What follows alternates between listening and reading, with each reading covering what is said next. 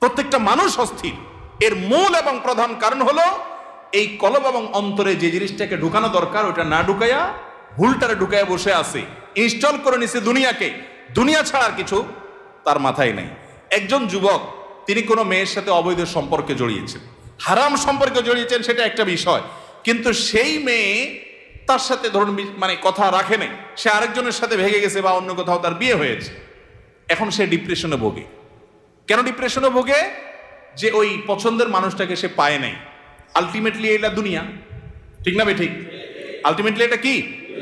তার অন্তরে যদি আল্লাহকে স্থান দিত, আল্লাহকে যদি সবচেয়ে বেশি ভালোবাসতো, আল্লাযীনা আমানু আশাদ্দু হুব্বাল, তার অন্তরে যদি আল্লাহর সাথে মহব্বত সবচেয়ে বেশি থাকতো, আল্লাহর সন্তুষ্টিটাকে সবকিছুর উপর দিয়ে প্রায়োরিটি দিত, তাহলে এরকম কেউ তার জীবন থেকে চলে গেছে, কেউ আসছে, কোনো দোস্ত নারাজ হয়ে গেছে, কিছু টাকা লস হয়ে গেছে, একটা ব্যবসা